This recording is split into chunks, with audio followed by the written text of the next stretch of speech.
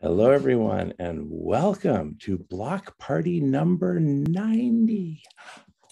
This is our 90th 24-hour collective intelligence block party. And we start every block party every Friday at 7 a.m. Pacific time with food healers. And we have such an exciting and even historic moment in the history of food healers. Go Dharmic. Cesar, what's the name of your program? So representing with the Plant-Based Treaty, Animal Alliance Network, LA Fish Safe. Beautiful. Beautiful. So we have all this confluence of all these different organizations.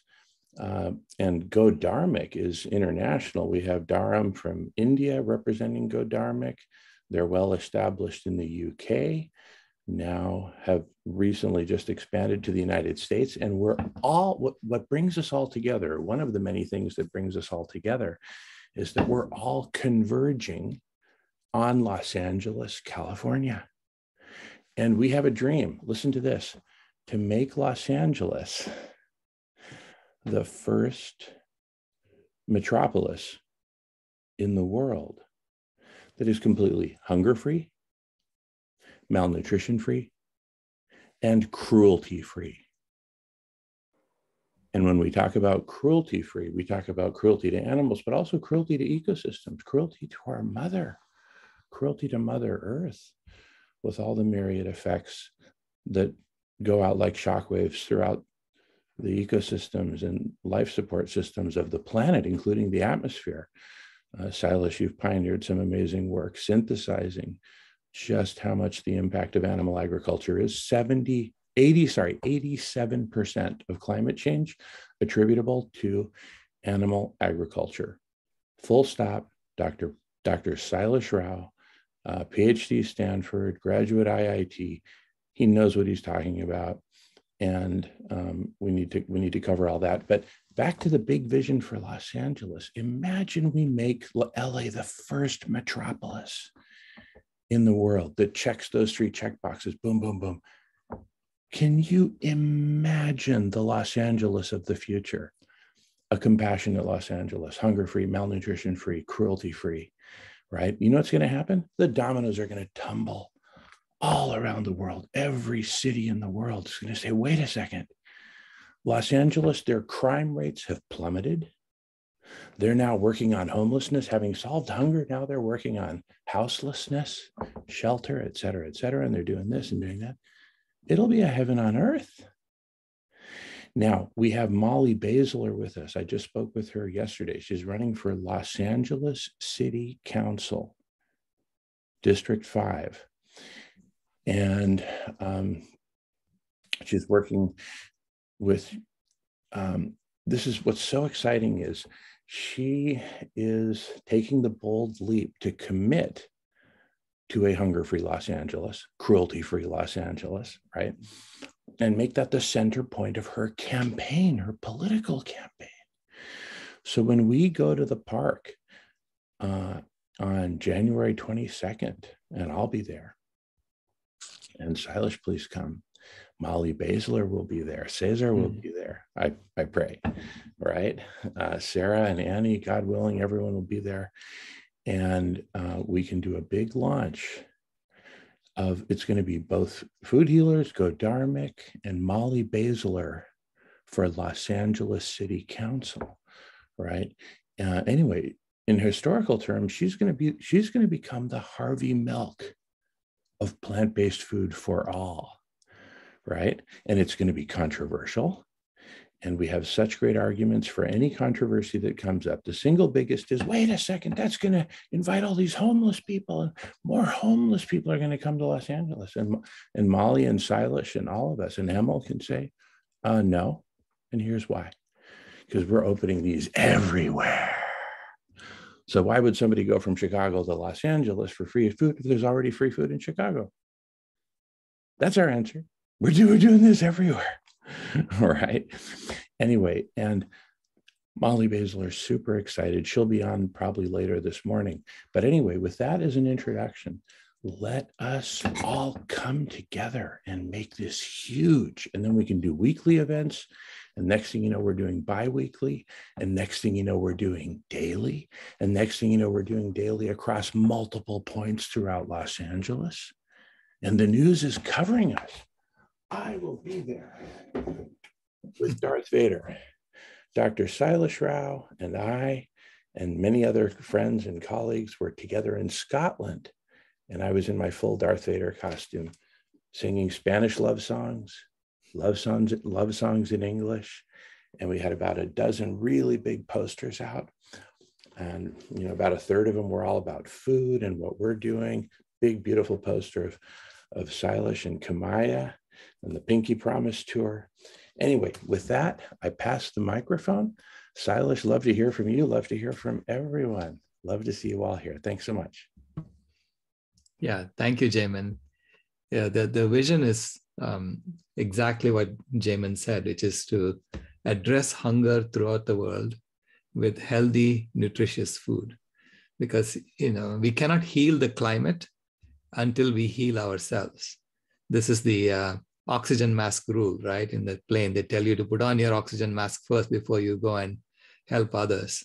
So before we go help the planet heal, we need to heal ourselves. And that starts with making sure that healthy, nutritious food is easily available to everyone. And this is why what we are doing here is so important. It's the foundation of solving climate change. And that's why I have it as number 2 on this list of 7 things we need to do. Number 1 is education. Teach people this. And number 2 is make sure that everyone has access to healthy food. And that's the foundation of the new system that we have to build, in which we take care of each other, we take care of the planet, and reverse climate change. Sorry, Jamin, you have something to say? Just a quick interjection. You say our top priority is to teach this. What better way to teach this than to transform the media capital of the world and the social movement capital of the world into the first plant-based, hunger-free metropolis? That will teach the world that, yes, you can do this tomorrow in your city. Boom, high five, do it tomorrow. Here's how to do it. Here's the starter kit that you can download. Anyway, back to you, Silas. I just want to add that. Yeah. No, it is, it's the perfect location to do this. We need to, and also there's a lot of hunger in Los Angeles, which is uncalled for. And it's so shocking to go there and see what's going on. So I think it is important that we address this at the roots. And thank you, Dharam, for being here. Dipendra, thank you for being here. And thank you for bringing Dharmic into the picture so we can combine our strengths and put it together, So tell us a bit about how you do things, and then we can, Yes, thanks, Salesh Bhai, for giving me the opportunity. As I mentioned, our founder and chairman, Hemal, also known as Hanuman Das, is not available today. So I'm just leading the call right now on behalf of Dharmic. So we are based in UK. We are registered in Scotland, England. We are registered also in India, also in US. So we have very good, strong presence in UK and India right now. So we are actually running multiple campaigns, especially in India for the education, for the kids, underprivileged kids, known as the campaign name is Shape of Future. We also running a campaign known as a Feed Everyone. So under this campaign, our aim is to feed all, irrespective of the caste, creed, religion. We want to make sure that everybody just go with a full of stomach. Nobody should, sleep hungry. So this is the main motive of that campaign. So we are strongly running in UK Feed Everyone campaign. Also, we want to start that Feed Everyone campaign in US. We have just recently, last week, we did a food project in New York City. But couple of volunteers is not right now available. So this could not, in continuation. But probably next week onwards, we will start again the feeding in New York.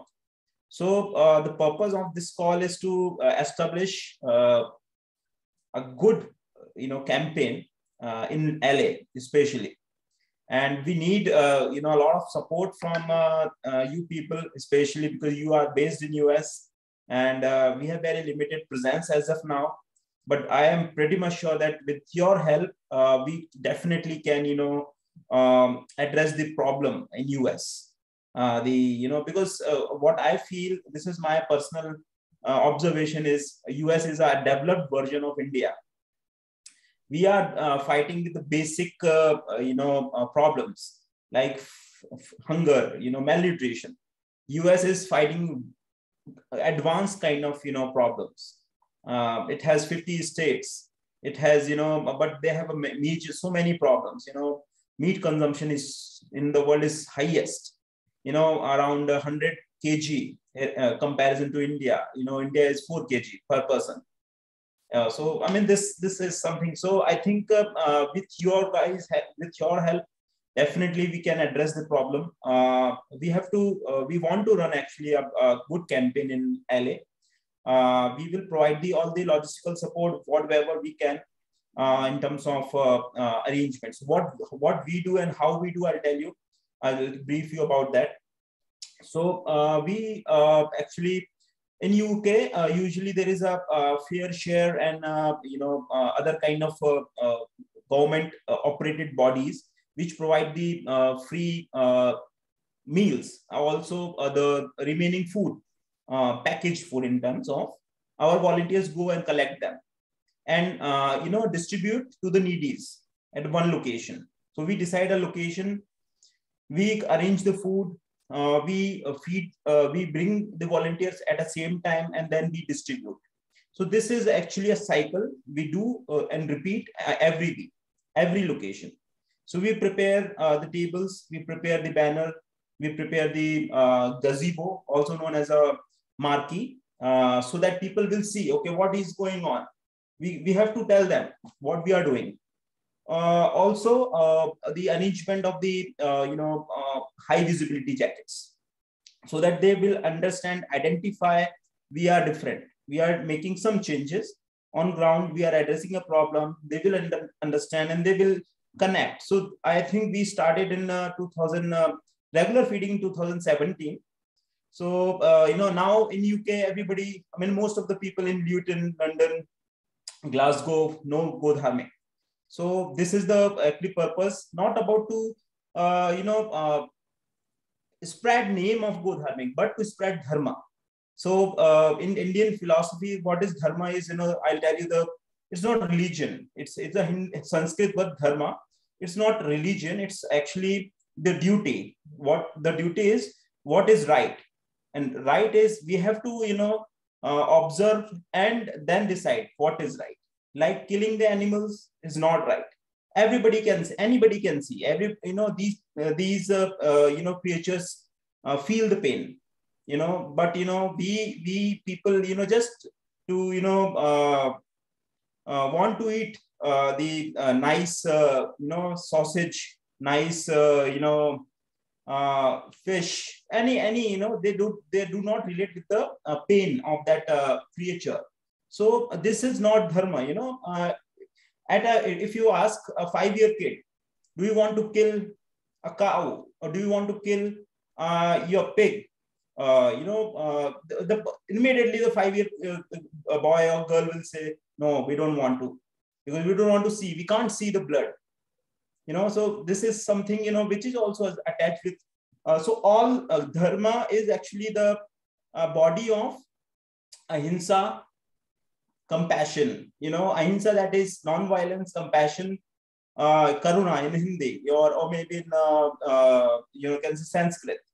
So this is actually the principles of Go Dharmic. we do not, follow any particular ideology or any particular religion, but we believe in dharma. That is the righteousness. What is right? Do the right thing and just change the world. Humanity, love all, feed all, serve all. This is the actually our tagline, you can say, and we live it. And we live it. We with following these principles. So yeah, so this is actually the purpose. If anybody has an answer, questions want to ask related to the how we can execute, where to execute, I'll be here to answer all the questions. Beautiful, Dharam, beautiful. And Silas, being a part of Go Dharmic on the board of directors in the United States, anything you'd like to add to what Dharam has said before we start asking questions? Yeah, I mean, we obviously we want to help Go Dharmic grow in the US, and I want to bring our perspective into Go Dharmic's operations. So that's the reason why this mingling is important, and because we are focused on ensuring that healthy, nutritious food is available to everyone, right? So we make sure in our stew that you have all the nutrients that you could possibly need as a human being, including vitamin B12. So we add that in our stew. So the idea there is to make sure that people who eat that will not only satisfy their hunger, will also satisfy their nutritional needs. Okay. So those are the things that we need to sort of coordinate and make sure that we are all on the same page. So thank you.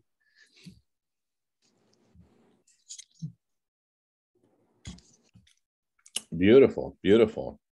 Well, I have a question. It's more of a proposal. Are we all willing to form and be part of a united front where we all can constantly keep each other up to date on our schedule, what we're planning on doing, and that we plan joint events together where we're all represented? Let Los Angeles see this amazing community.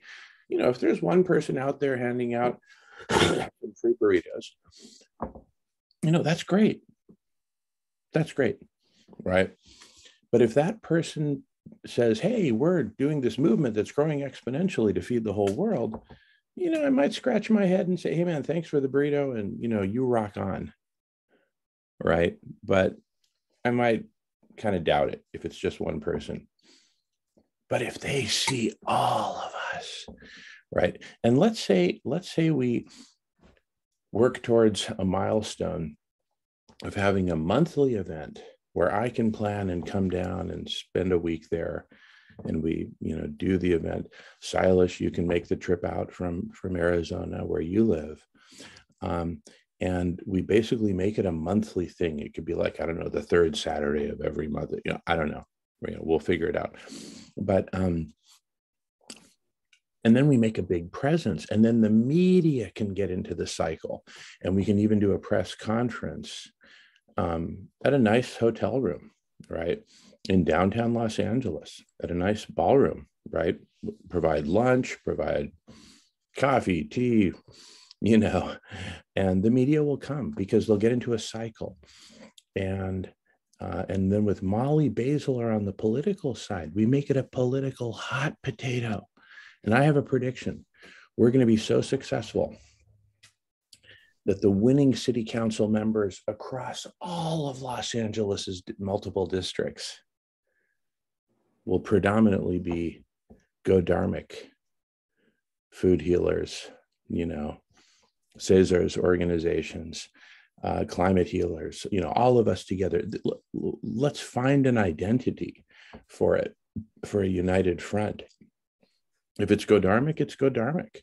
If it's food healers, it's food healers. Listen, but let's all be one family, one united family, and let's work together, because this way we will knock their socks off.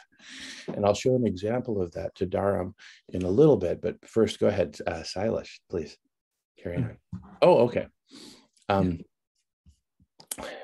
But anyway, I'm passing the talking feather. Jamin, I wanted to upload a PDF file, but it's not letting me. Oh, okay. Should I email it to you? Yeah, why don't you email it to me, and then I'll be happy to yeah, it's called How to Think If You Want to Change the World. It's a really important book. I read it on my way to Glasgow. Oh, good. And I'm sending you the PDF. Oh, can I do that now? No, not even a co-host is letting me do that. Yeah. Okay. It's okay. Yeah. No. Email is fine. I'll open it right away and screen share it. Yeah. But I think, and I'll definitely read it. Let me. Yeah, I also have to leave in 10 minutes because I have another meeting at 9. Yeah. StreamYard, actually. Yeah. Okay. All right. So I'd like to hear from Cesar and Marco. Yeah, this is very exciting, and all the events that we've had in Santa Monica with Sarah and the food healers have been really amazing. The energy is just, we're used to doing a lot of different outreach, but the energy for these events has been just amazing. The reception is great. We're getting all walks of life, from the houseless to tourists to people, doing their daily run down the road. So it's really amazing. And it's great to see people, trying amazing, nutritious, plant-based food. And we're out there, we have the plant-based treaty banners, and we're trying to get them to endorse and just really spread the word in every which way that they can. So it's really amazing to see the connections here worldwide, nationally. And it's very exciting. And it's an honor to be on here with Dr. Silas Rao. I mean, it's really amazing. This is literally history, and, we're creating the waves, but very excited to link up with Molly as well and help her with her campaign. And just, everybody's helping one another escalate or elevate. But it should be a really, really good event over there in Westwood. And, hopefully we can get some more going. So there's, a lot of people need the nutrition. A lot of people are hungry and just trying to, flip that switch on in more people's minds about, what they're eating and how they can help others in our journey. So it's an honor to be here. Thank you. Thank you, Cesar. And I'll plan to be there on the 22nd. I'll be there. Oh, awesome. I have a vegan flag for you from my mom. Tell your mom I love her tamales. Oh, yeah. Maybe we'll have some. Yeah, she's been sending a pot of stew with me, so okay. With all the love in there. Yes. Yeah, wow, this is really great. I'm so encouraged these days by the fact that we're able to meet like this through Zoom, and I think the timing is so perfect right now. We need a solution not just to ending hunger, which is going to be beautiful that we do that, but the benefit of doing it plant-based is going to be, the savior of the planet, along with some solar radiation management, reflecting light back into space to cool us down in time to teach all our brothers and sisters that there's a better way than animal agriculture, that all the beautiful plants in the world are here, and eating whole plant-based foods is going to be, the bigger part of our savior right now. And it's beautiful to be part of it. And as Cesar said, this is history in the making. So I'm very honored to be part of this. And welcome Nancy. Hi, thanks. And I like to say, yeah, go ahead, Cesar. Go ahead. I just thought of it because, you know, his story hasn't been working toward his story. So it's time to make our story.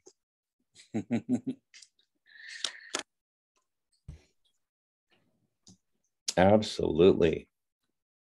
Absolutely. I just want to, speaking of our story, because really the story factor is absolutely crucial here. If you can see this image, this represents a row of dominoes, right?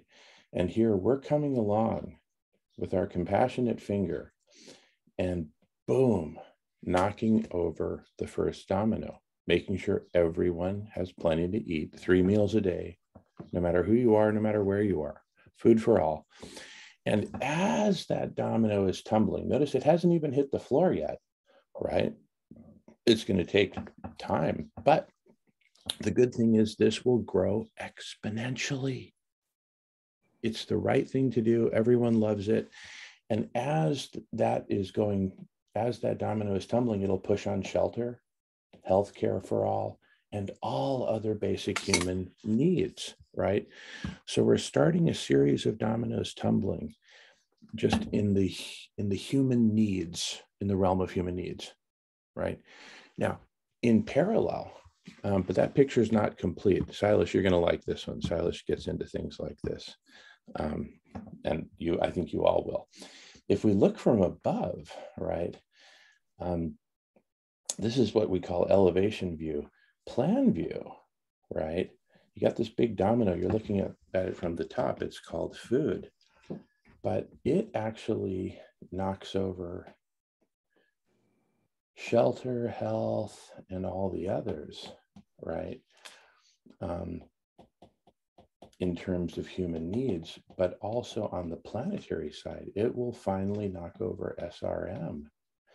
Because basically what food is going to give us all is a huge boost of self-confidence that says, yes, we can. Hey, listen, if Los Angeles can do it, any big city can do it. And if any big city can do it, every small city can do it, every town, every village. Next thing you know, we'll have Go Dharmic centers all over Haiti. We actually have some fairly good contacts in Haiti. We were just about to make a trip there several years ago. But basically with Haiti, you have a really interesting case of, you know, a Western Hemisphere country that has, you know, West Africa, you know, poor West African countries' living standards and hunger and malnutrition issues, right? So from LA, here's what's going to happen. All the rock stars, pop stars, movie stars, film directors, everyone, it's going to be a bandwagon. And everyone's going to ask, well, are you part of this?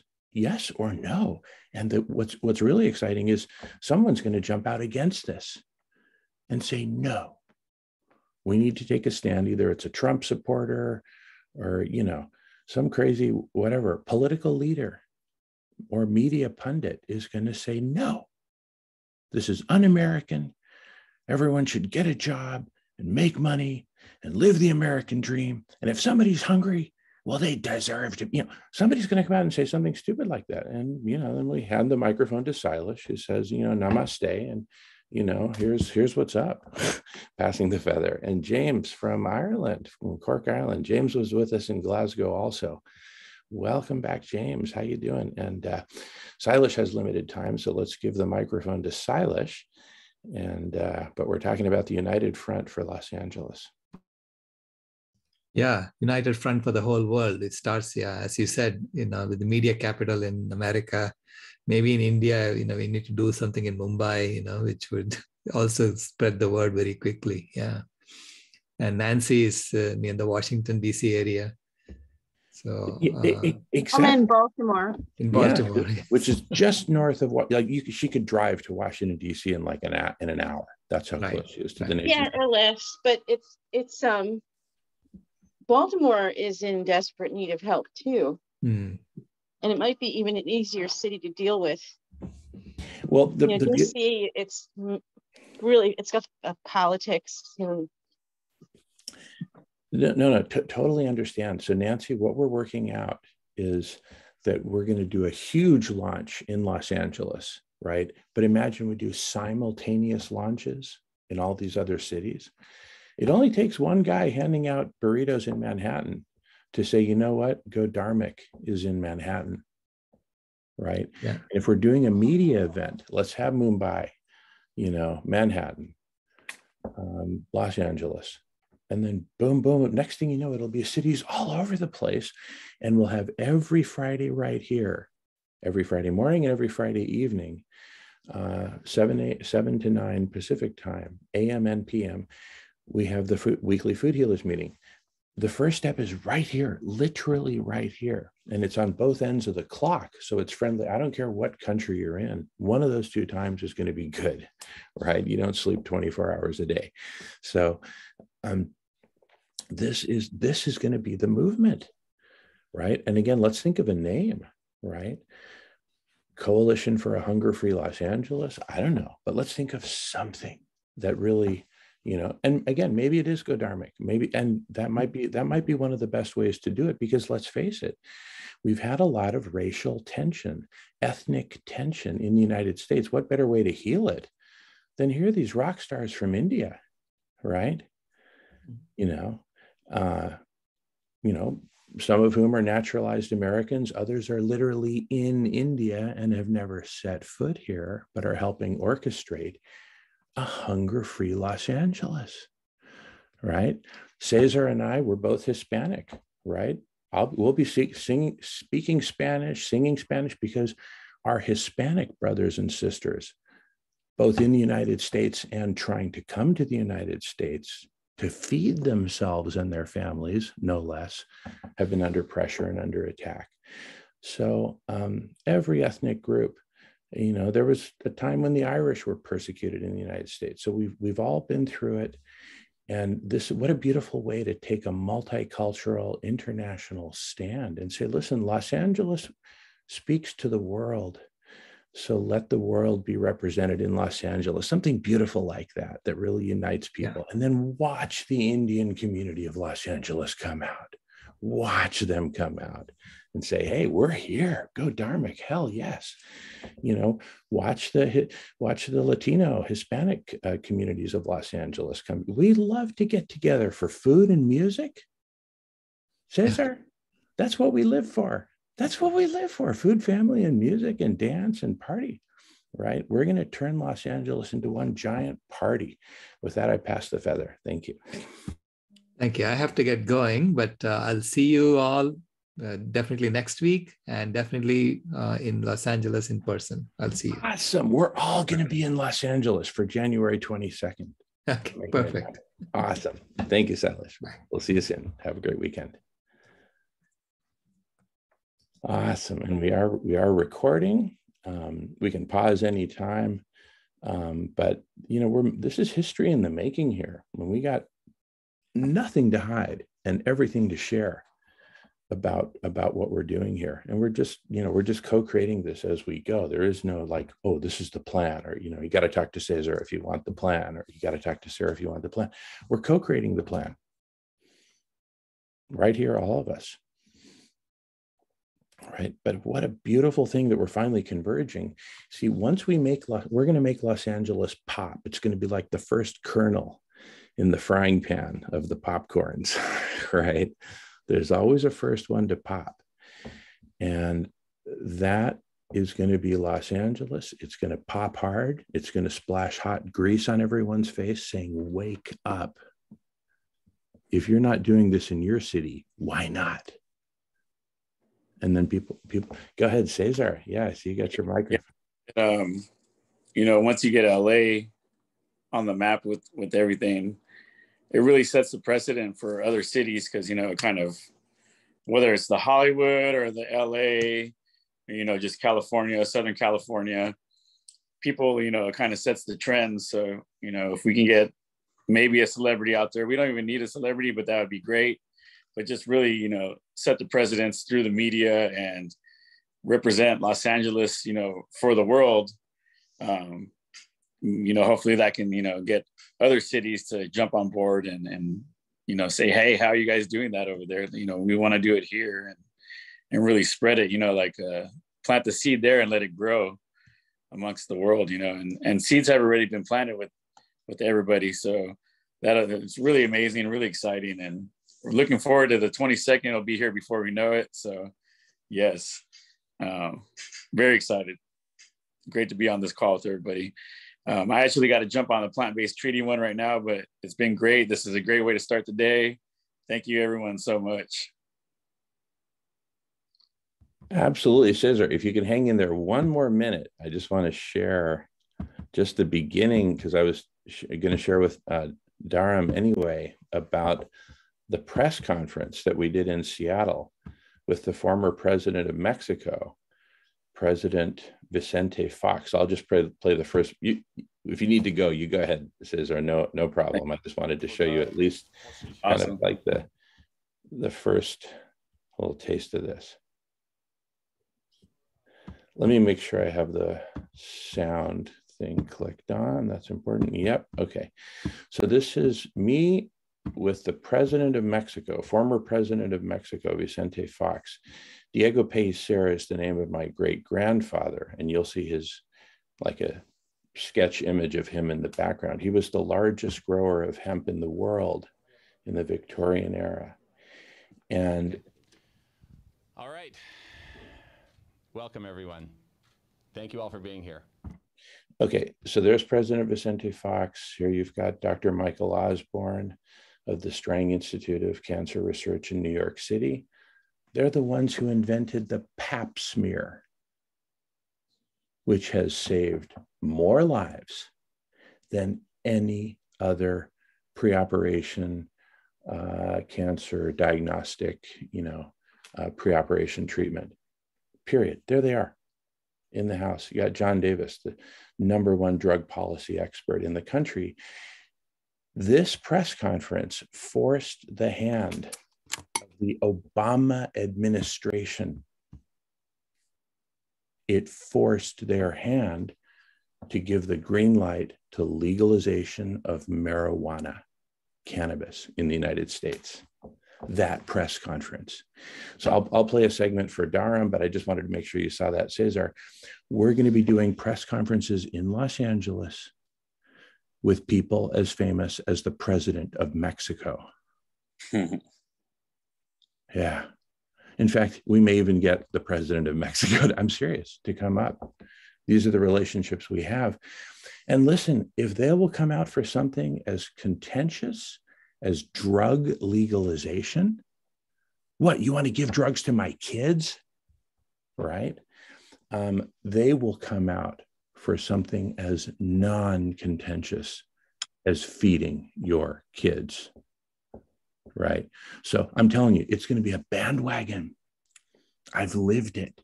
It will be a bandwagon of people jumping on. They'll be jumping from the condos of the skyline of Santa Monica. They'll be jumping from the 3rd floor of the mansions in Beverly Hills, right, onto the bandwagon. They'll be jumping from the streets of Los Angeles, people coming to help volunteer, people taking whole buckets of stew home to their families to feed them for the next week. Jumping. So rock on, everyone, fasten your seatbelt and get ready to make history. And Darth Vader will be there. We're going to be there making music just like we did in Glasgow, Scotland. And I'll share some of the media from that. That became the runaway success of COP26. Was Darth and company. And James was there. Tell us about it, James. And Cesar, I know you need to go, but thanks for sticking around.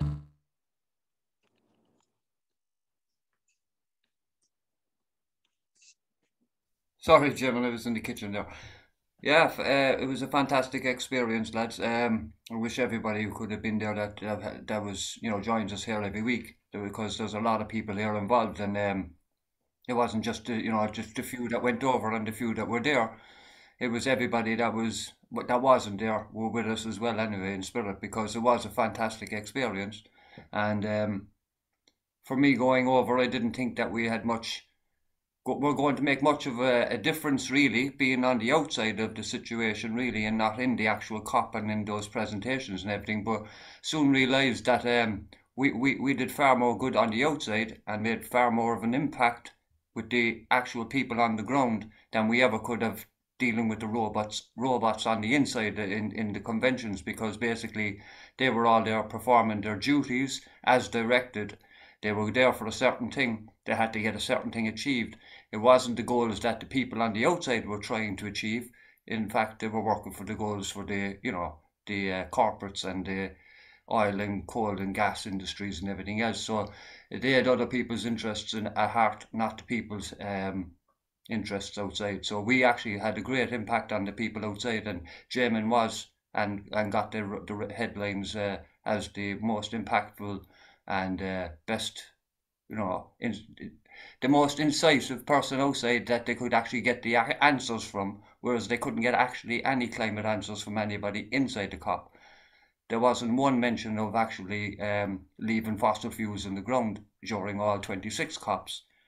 But in the one COP that we attended outside, I think Jamin made more sense to anybody that came up and asked questions than anyone that ever could have on the inside.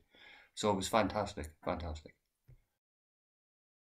Thank you, James, and welcome, BJ, sister. We are recording. Silas was here for the first, 45 minutes or so. We had a really great session with him. Cesar was also here from Los Angeles. We're doing a big convergence in Los Angeles. Go Dharmic is coming to Los Angeles, and we're all going to work together with Cesar and his organizations, with food healers, Sarah, Annie, and all the volunteers. And Silas is coming out January 22nd. Is going to be our big debut with candidate for Los Angeles City Council, Molly Baszler, who I spoke with yesterday. We've been talking quite a bit the last couple of weeks, and she finally got on board. She's going to make this the centerpiece of her campaign. And she literally used the words, "We are going to go punk rock with this." In other words, I don't care what apple carts we upset.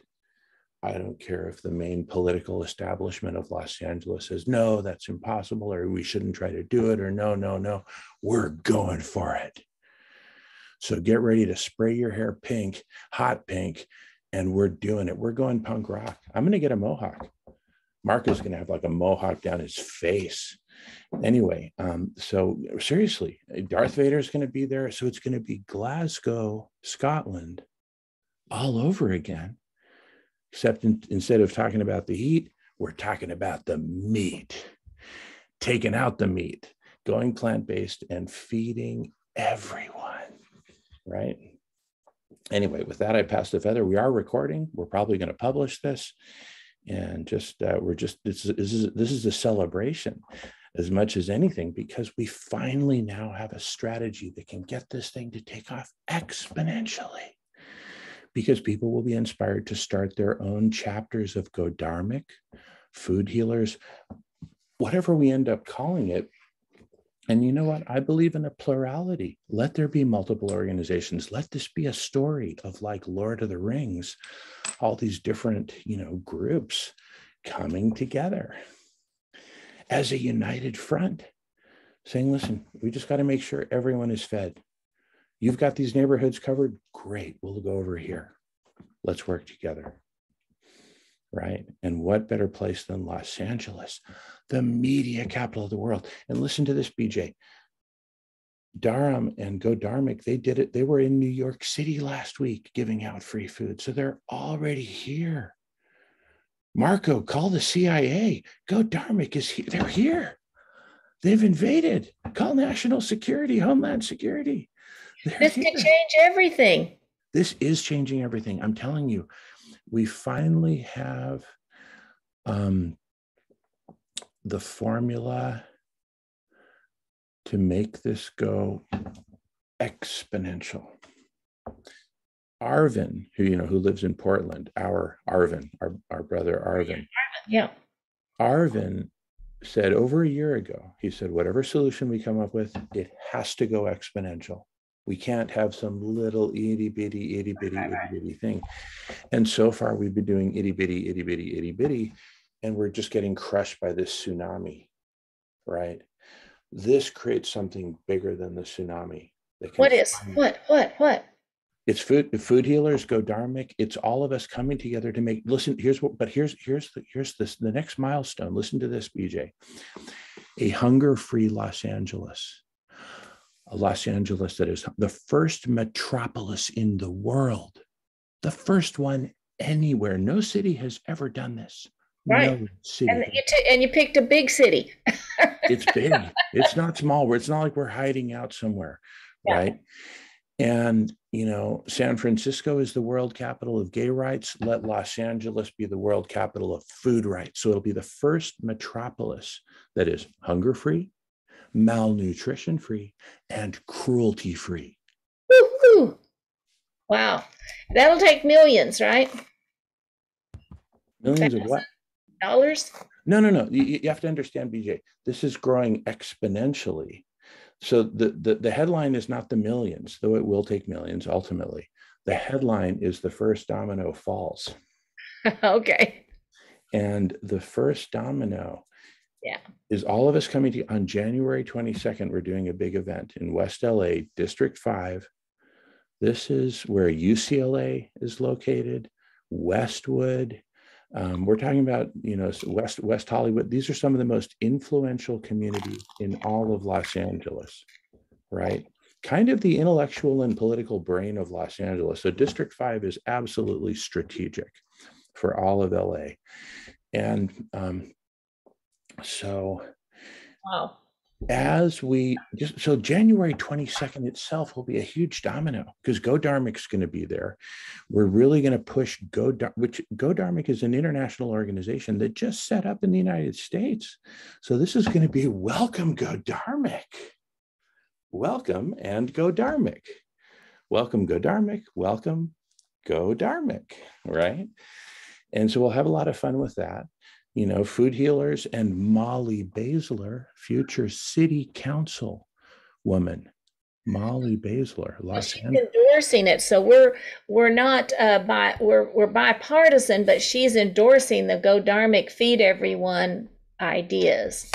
That's exactly right. And what we're going to have here is a media event and a political movement. This is the birth of a political movement, and I predict that most of the winners of Los Angeles next election campaign, a little less than a year from now, are going to be Go Dharmic supporters.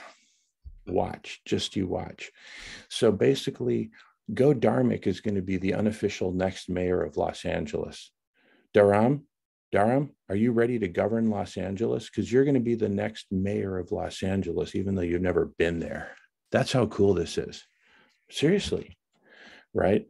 Meet Dharam Das, the future most powerful person in Los Angeles. Right? Now, speaking of power, let's play a couple of segments just real quick. So we've talked about Scotland. Check out, this is us in Scotland. In fact, Alan, who's just joining us right now, he's in Scotland. And it was either Alan or James who filmed this, but here I am getting interviewed.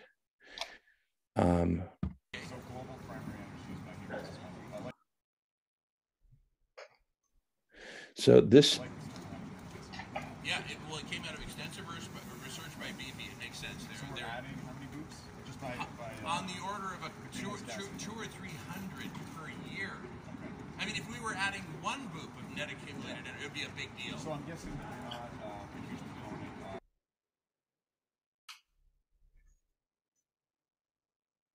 The media came out, everyone came out. BBC, The Guardian, right? Spanish media, Mexican, American, up the kazoo. And the media themselves called our campaign, where Alan, James, Marco was at the controls from the United States, where our campaign became the runaway success of COP26. Well, guess what? Go Dharmic, food healers, et cetera, is going to be the runaway success of the next Los Angeles elections, right? We're taking over, and this issue is taking over, and it's going to be controversial. Everyone's going to love it. I was going to show a little bit about the press conference that I was starting to share. But let me pass the talking feather before I show that. But I wanted to give Dharam a taste of what we're going to do media-wise, because this is going to have ripple effects across the country. We called out President Barack Obama and the federal government at that time. This was in 2013, right? This is 8.5 years ago. Now we're going to be calling out President Joe Biden, the Congress of the United States, right? And we'll have all the leadership we need at the table to make this go. So here, I'll just play a few minutes of this, a couple segments, just so you get a taste of it. 2013, Seattle, Washington. Okay. Former president of Mexico. All right. Welcome, everyone. Thank you all for being here.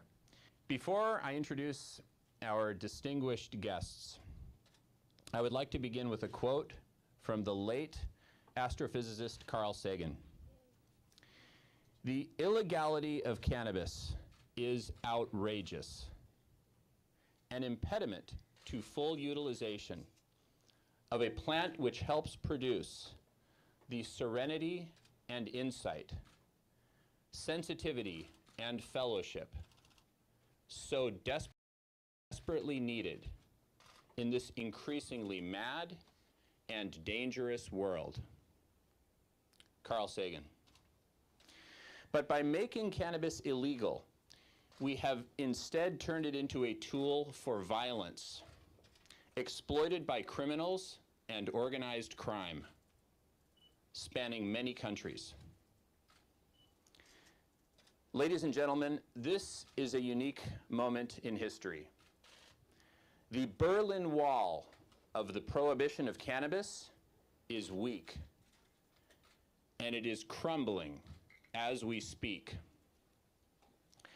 And just as happened in Berlin in 1989, the old guards who used to protect the wall of cannabis prohibition are laying down their weapons and walking away. What remains to be done is to safely and systematically dismantle the wall of prohibition and replace it with a system of laws, international agreements, regulations, and standards to ensure a prosperous and, above all else, safe cannabis industry. Okay, I'm going to skip ahead to where I introduce President Fox and listen to his words to get a taste. Ladies and gentlemen, I introduce to you the first freely elected. Ladies and gentlemen, I introduce to you, this is a crucial development which will enable us to expand our business model and measured, as my colleague John Davis will discuss. Next, it is my pleasure and profound honor to introduce to you a man who has dedicated his life to transforming his country and our world into a more peaceful, loving, and prosperous planet. Ladies and gentlemen, I introduce to you the first freely elected President of Mexico, Señor Presidente.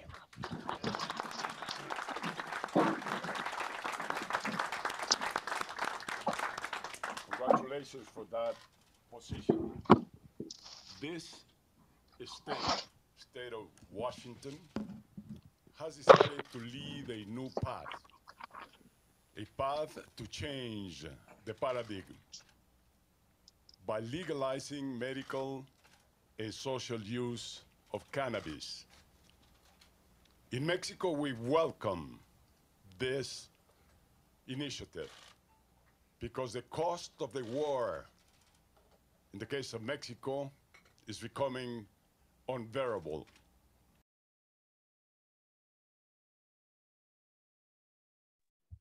Unbearable, right? And with that, and with some other words that I said and others there at the press conference, because we had famous people from across the country, people who had changed the course of history with drug legalization, drug policy, and the drug war. When he said 80,000 kids dead in Mexico in the last 6 years from the drug war, 80,000 kids. The room was totally silent. And with that, it was a done deal. We knew we were going to get an answer from the Obama administration. And within 3 months, they gave us an answer. So we're going to be that proactive, that in your face, right? About all this, right? And I'll say, listen, so they'll say, hey, why are you dressed as Darth Vader? I'll say, listen, death is in our face. People are dying of hunger every day. Every few seconds, some kid dies of hunger somewhere, right? And we have people with hundreds of billions of dollars of liquid assets that they could sell in minutes and the market would gobble it all up, and they've got the cash to end hunger right now. Even if 1% of their wealth of the billionaires of the planet could end hunger, period. Give up 1%. So that'll be part of our campaign. This is a movement of movements. One of the movements is called Billionaire Rebellion. Billionaire Rebellion. I happen to know a number of billionaires. Some are friends, some are not, but some are friends. And I worked for Bill Gates. I was corporate strategy manager at Microsoft. And I came to Bill with an idea for how we could end hunger. And I said, listen, let's loop in Warren Buffett. We can do this, this, and this. He was not interested. He was only interested in my making more money for him. That was it. And now look at how he's handled the pandemic. So the people we used to look to as leaders and thought leaders and compassionate leaders, it's a bunch of BS. He was on Jeffrey Epstein's island, you know. He doesn't give a hoot, right? So we're coming from the ground up, from the grassroots, organizations like Food Healers and Go Dharmic that are out there on the streets, feeding people, coming together with a larger message that we're going to make Los Angeles the world's first hunger-free, malnutrition-free, and cruelty-free metropolis. And yes, it happens to be the media capital of the world, entertainment capital of the world, publishing capital of the world, and social movement trend-setting capital of the world. And this issue is so bifurcating. You're on one side or the other. Either you believe we should feed everyone or you don't, right? And part of what's really exciting about this from a marketing standpoint is the controversy that it will stir up, because there will be people who say, no, we shouldn't be feeding everyone, right? Passing the talking feather. Thank you, Jamin. We do need, everyone needs to be fed. Everyone needs to have food available for them. Everyone needs clean water. And it takes a little bit of time to get one's mind around how that's possible, because somebody has to dig the well. Somebody has to go pick the fruit and veggies. But in a world where you know you're going to be cared for, when somebody gives you a gift, you want to give back. When somebody helps you, you want to help others. And so in a whole new world where people are know that their backs are covered, that they're going to be cared for, in a whole new system, this can mean everything. And right now we're in the system. Before we change to that system where we're all in it together, we have people, the haves, who can actually, find a way to help. And I think this food healers, this, I don't know, I have to read about Go Dharmic. I'm not familiar with it, so I have to learn about that. But I think this is the way to begin. As you know, I've been doing immune boosters here in Little Lockhart, Texas, providing food from the farmers market to other groups that distribute food. But what I have found is that they don't, some of them, when I take it, they say, well, people didn't know what to do with this. They don't know, they're not used to eating raw fruits and vegetables or how to cook them. And so that's why I love Food Healer so much, because the meals are made and they're delicious. And then they can learn how to make it themselves if they want to. So I'm real pleased about that. And I'm real pleased that you have media experience. I think that's really key to this. And then I posted something in the link that we had heard about, at least I'd heard about it years ago. Yes, there are people who are not thinking about the rest of the world. And those people, some of them have gone to the top of the food chain. They've gone to the top of the system of capitalism that rewards thinking of yourself and how to do better over others. And in this article, a technologist was invited to speak with some of the top richest people in the world about technology. And really what they wanted to know was, how can we control others when the catastrophe hits? How can I make sure that I have people working for me to bring me food and not just leave and go get their own food? So anyway, I put that article in there. So we are looking for something that's really radical and really big that will change the whole way we live, which is not high intensive consumerism and beating everyone down so we can get what we want. It's a matter of serving others. And so thank you for letting me share some of my thoughts about it. And they're not just my thoughts, they're the thoughts that are permeating around from many people. Okay, thank you.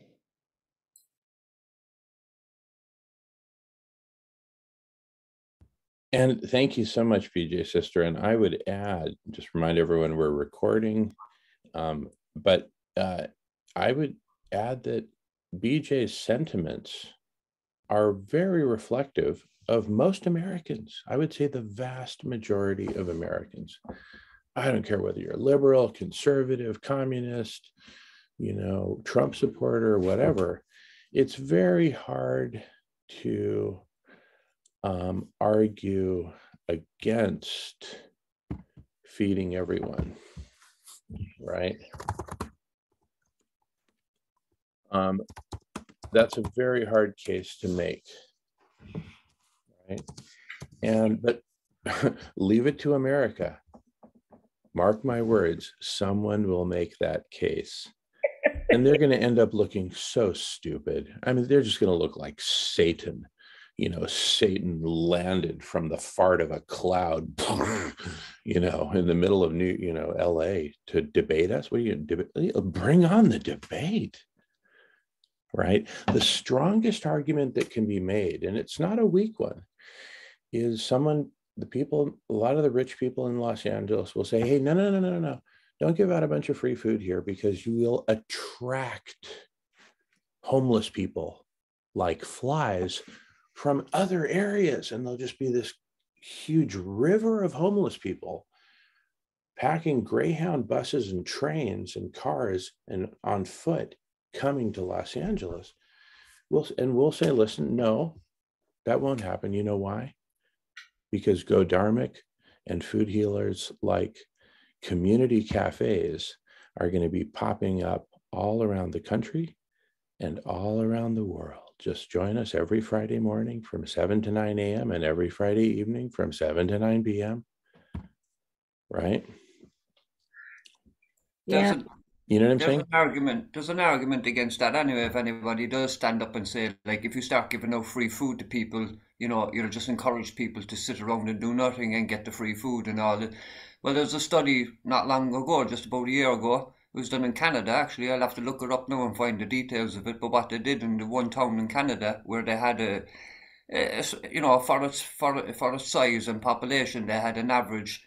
As you do in America and Canada and around the world, you have your share of those who are homeless, houseless, as you'd say in America. We say homeless, and you know they were living day to day, hand to mouth. Basically, they were starving.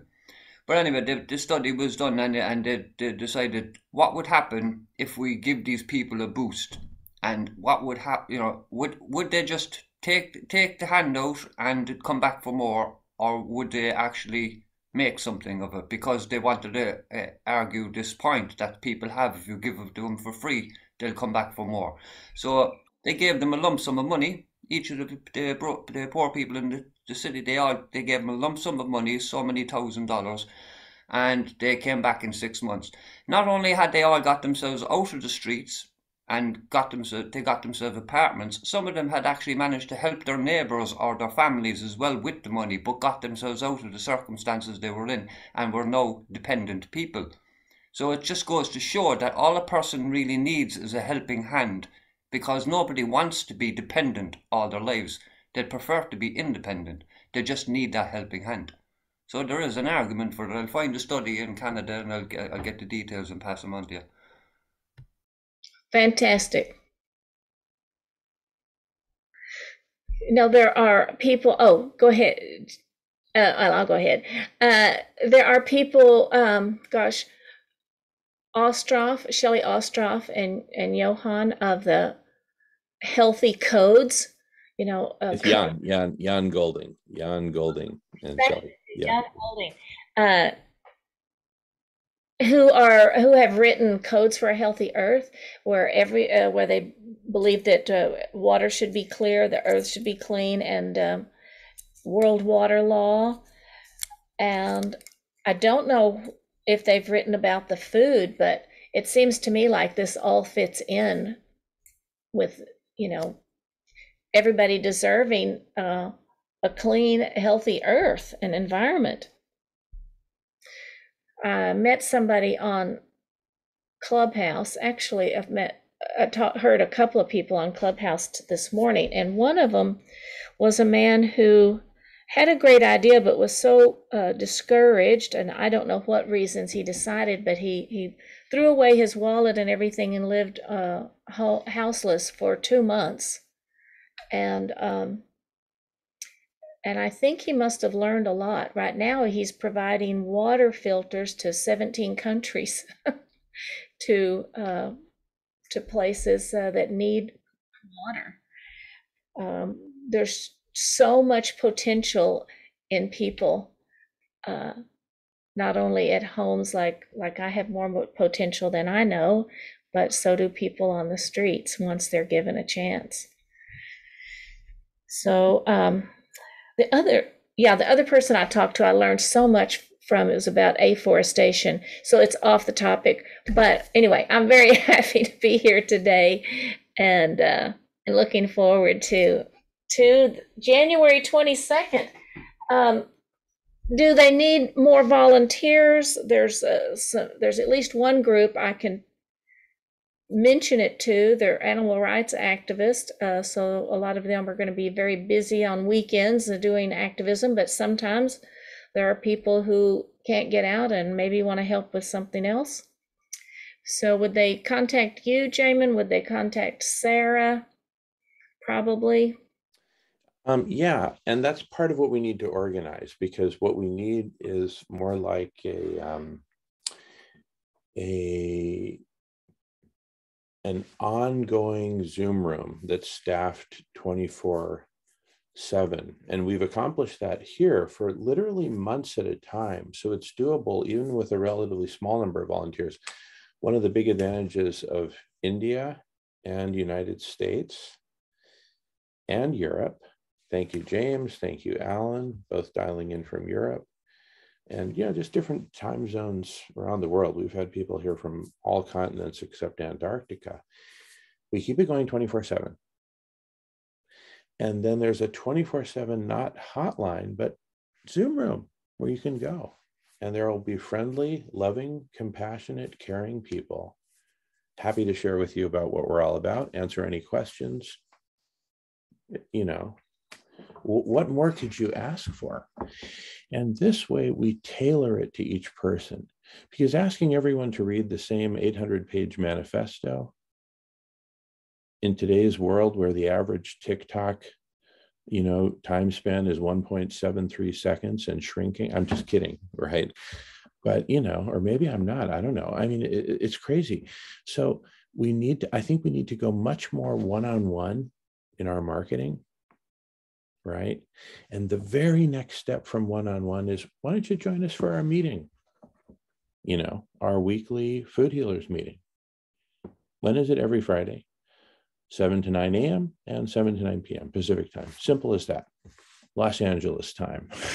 And with what we're about to launch in Los Angeles, we're going to have a whole bunch of people from Los Angeles, and then a whole bunch of people who are delighted to be connected to Los Angeles. Like Dharam, how does it feel to be this close to the heart of Los Angeles and the future of literally steering the future of Los Angeles to lead a worldwide revolution? President Vicente Fox, who you saw speaking there, he wrote a book called Revolution of Hope. I've got a few copies around here. I've given them out to friends and relatives. Revolution of Hope, right? And we turned that hope into a reality by forcing the hand of the Obama administration. We're going to force the hand of Los Angeles government to feed their people.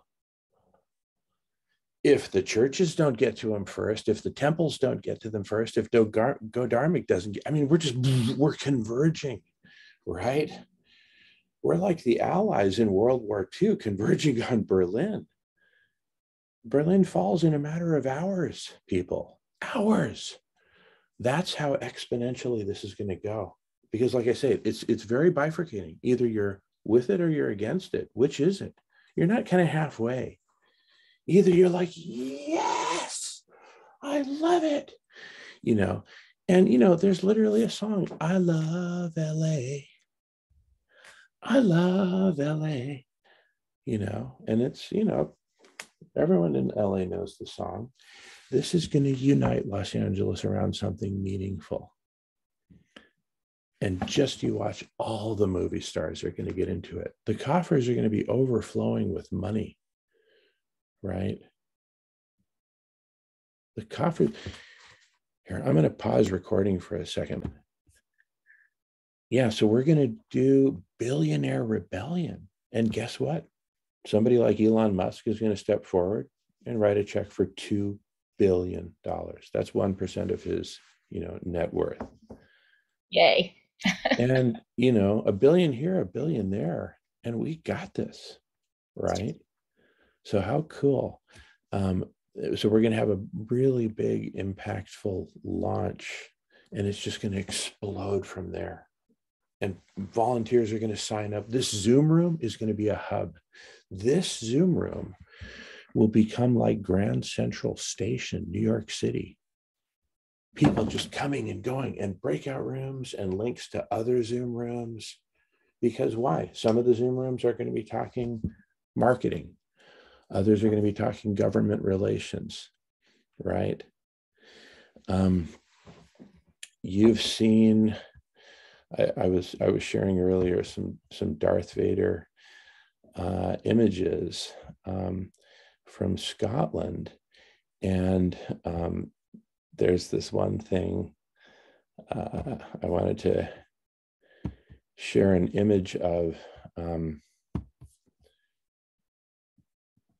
But now I forgot what I was going to say. Oh yeah.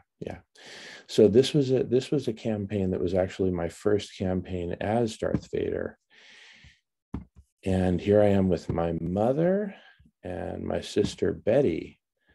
at the campus of the University of Washington, right? And Marco, maybe let's hold off on if you think, whatever. It's grayed out. I can't read. Oh, there it is. Okay. Anyway, this is just a little segment of this campaign that I did to get the criminal drug cartels out of the state of Washington. So here I am at the University of Washington. There is the face of George Washington, first president of the United States, leader of the revolution, right? He was a colleague of my ancestor, William Whipple. My middle name is Whipple. Anyway, at the University of Washington.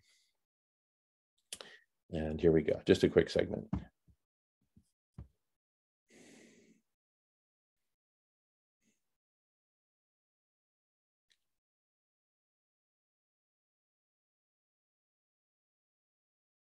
Drug cartels, criminal drug cartels will cut you down.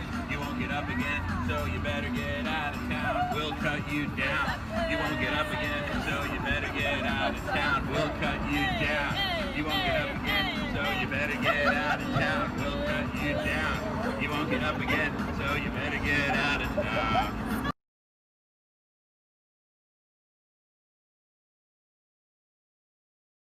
So this was a hard-hitting campaign directed at the criminal drug cartels, who were the ones who killed the 80,000 kids dead, who President Vicente Fox mentioned in the video. They're the bad guys in the picture, right? And so after they gave me several death threats, I launched the Darth Vader campaign to get rid of them. And I took it all the way down to California, all the way down to coast, all the way to the Mexican border, literally. And on the way, I did some performances in Beverly Hills, California.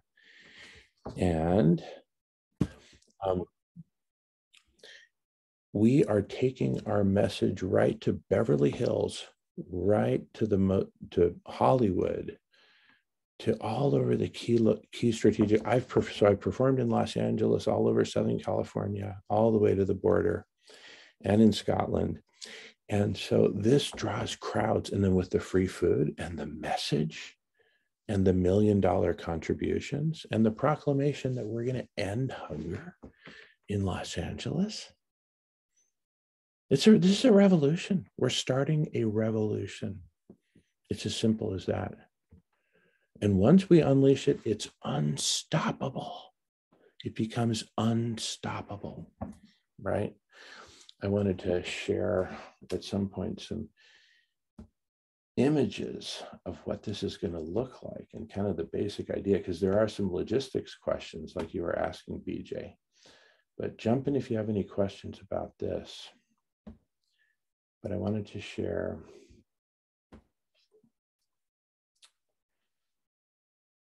things like lentils bought in bulk by the truckload, less than 10 cents a pound, less than 10 cents a pound, from like the big producers up in Canada. Lentils, as Dharam knows, are a superfood.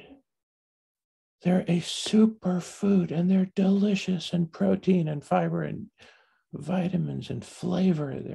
They're 10 cents a pound from Canada. How many hundreds of rail cars do you want, right? And then with automated cooking systems like these rice cookers, this is like, I don't know, to feed like, I don't know, the Chinese army or something like that, right? This giant automated rice cooking system.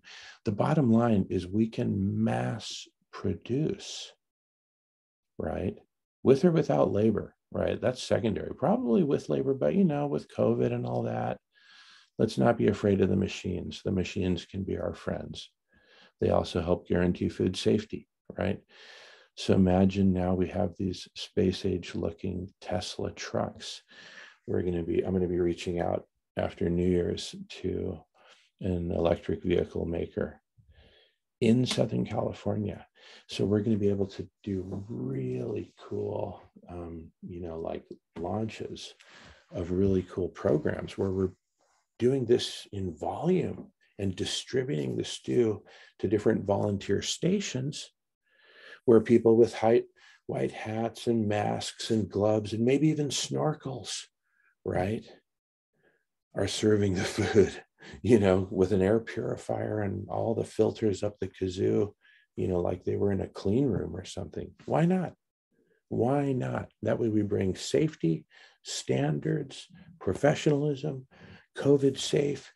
We have safe social distancing, no mob running around. No. There's a yellow chain link fence, all very compassionate, not a fence, but, just the links and just, and we have people, some of the volunteers are directing traffic because in some places we'll have long lines. We want long lines.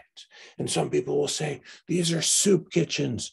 What is this, the Great Depression? We'll say we're here to prevent the next Great Depression. The best way to do that is to make sure everyone has food, guaranteed.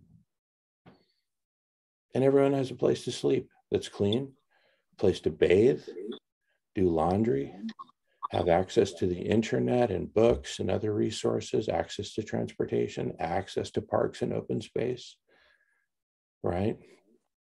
Access to community. And 3 meals a day is standard. Here's mealtime. Here are the many places throughout Los Angeles where you can go and eat a hot meal, breakfast, lunch, and dinner.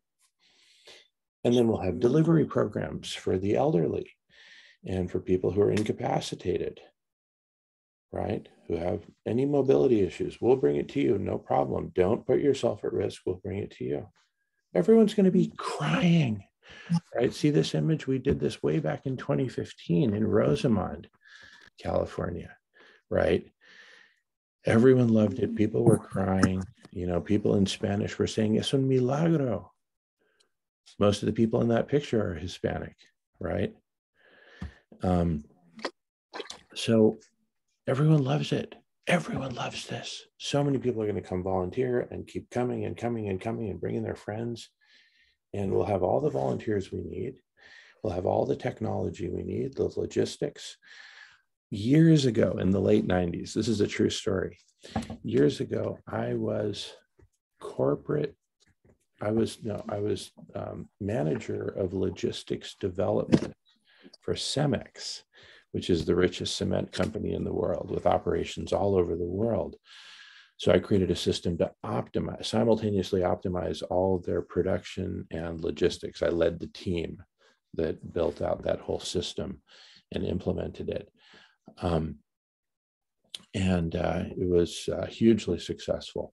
So we've got great, and Silas has relatives. I don't want to get too personal, but relatives who are very, very, very expert in logistics.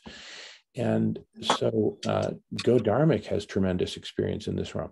So we have all the talent that we need to turn this into a dream operation of health, of safety, of care, of love. Love all, feed all. Say our brothers and sisters at Go Dharmic. With that, I pass the talking feather.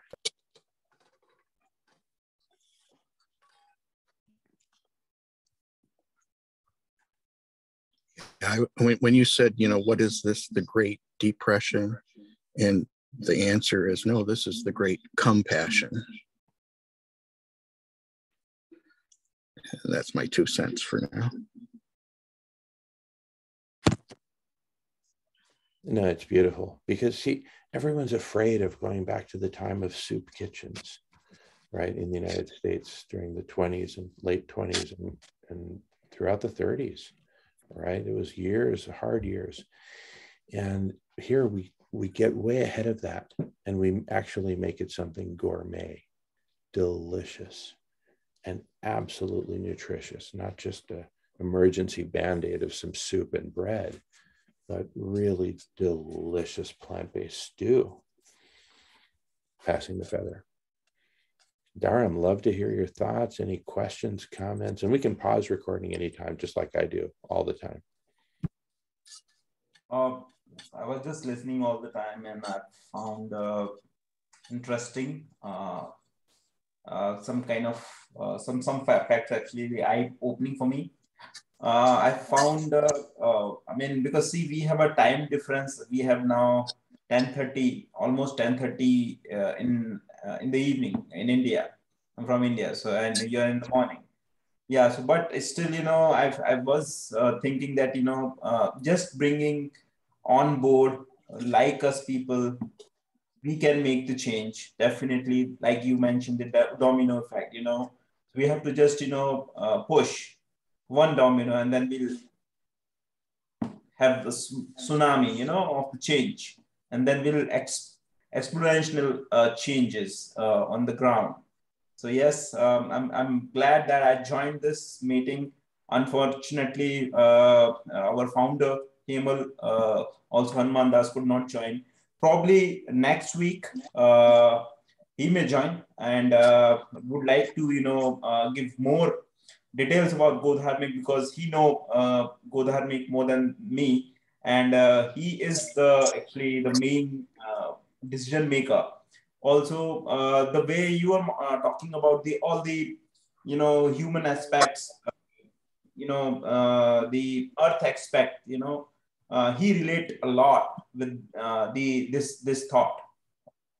He wrote books, Moving Mountains, available on Kindle, Power of Dharma, and Pearls of Wisdom. So 3 books actually available on Kindle and Amazon. So I mean, he's a good author, wise man, and a visionary. We all are following his path to change the world. Because as I mentioned earlier, dharma is love all, feed all, and serve all. There should be no exception, irrespective of human, animal, any living being. Yeah, that's it from my side. Thank you, Jim, giving me the opportunity. Oh, you're so welcome, Dharm. It's so great to have you here. And look, I totally get everything we're talking about here is totally we're exploratory. We're a collective intelligence coming up with ideas. And one of the single coolest things that's going to come out of this is that people all around the country, Mark, I'm going to say this. People all around the country are going to join the Zoom meeting and say, hey, I want to start something in Miami, Florida. And then person number 147 in the Zoom room says, well, I'm in Miami, right? And then they start connecting. And since this will become a 24/7 Zoom room again, it was before and it will be again a 24/7 Zoom room. People come at all hours, and there will always be someone there who's designated to do 2 functions: manage the room, right, and update the database, whether it's a Google Doc or whatever, right? I'll leave it to Silas and others who are Alan. Devin, just want to add one thing. You remind me exact about Hemal. He mentioned same thing, always. He want to just create a chain.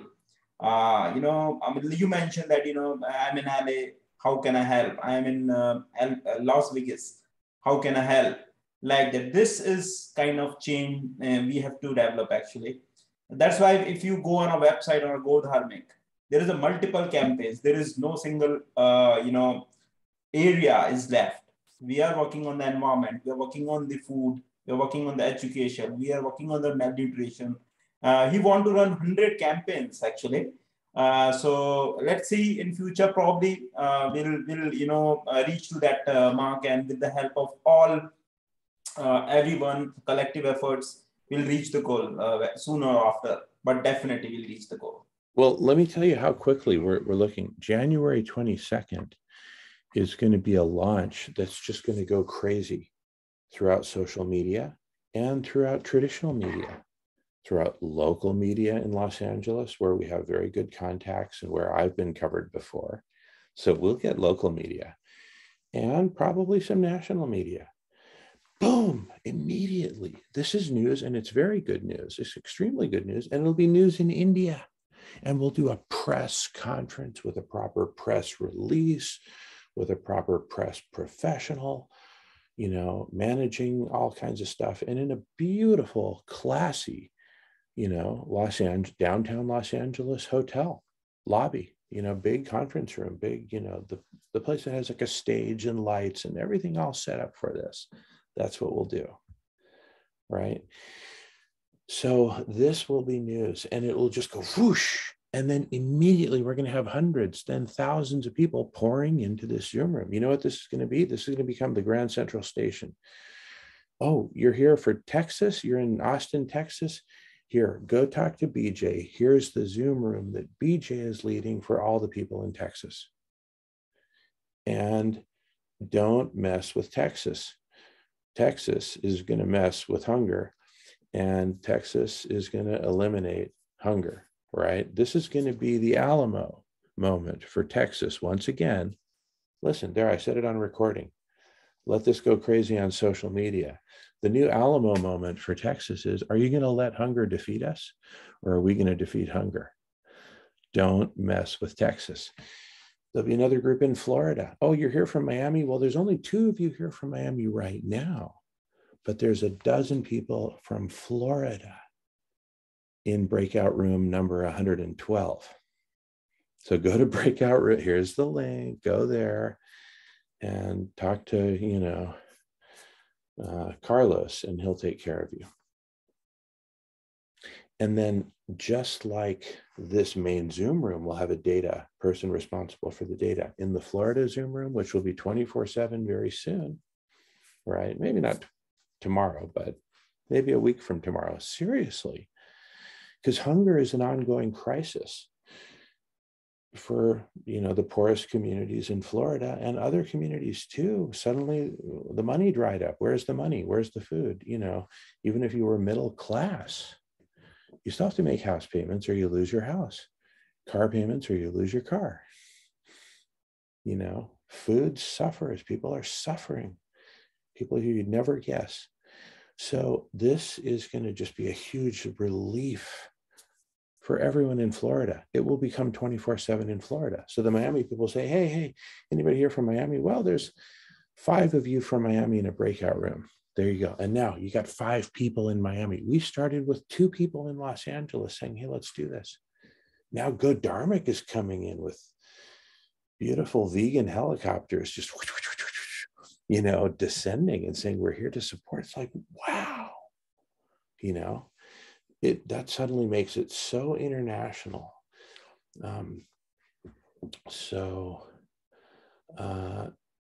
Bottom line, all systems go.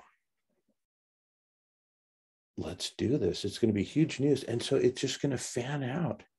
So this Zoom room is going to be like a fire hose, right? And we're just going to have it. And as it grows, most of the people here will be volunteers, right? Raise your hand if you don't consider yourself a volunteer and you're in this room. Everyone in this room is a volunteer. So we're going to have volunteers to help direct traffic. Okay, United States, join me in breakout room 1. Boof. Okay, welcome. Okay, you know, India, join us in breakout room 2. China, breakout room 3. Boom, boom, boom, boom, boom. All the way to Zimbabwe, breakout room number 57. Zimbabwe. Okay, great. Americans, right? Wait, let me just ask Marco. Marco, I'll let you manage that. Americans, welcome. You know, we're organized right now into West Coast, Midwest, Southeast, and Northeast, right? Whatever, and Great Plains, whatever, you know, and Alaska, okay, whatever. Maybe Alaska and Hawaii and Puerto Rico get together and say, hey, you know, we're kind of in the far extremes. How do we help each other? And look at, you know, but bottom line, it'll just be like a big upside down tree, a taxonomy of the Zoom rooms. I mean, it's obvious that's where this is going. And so it's going to be a revolution on Zoom, right?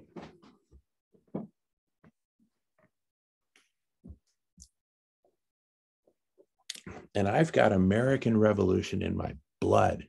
My ancestor, William Whipple, was a colleague of George Washington, signed the Declaration of Independence. Yeah. So, you know, and all this is newsworthy. We've got all these great newsworthy tidbits. News. And I'll invite President Vicente Fox. Hopefully he'll make it with his wife. It'd be awesome. President and Mrs. Fox of Mexico. Boom. Oh my goodness. Because half of Los Angeles is Mexican descent. Half of Los Angeles. Mexican and other Latin America. So with this, we unite Latin America again. Again, right? So anyway, passing the feather.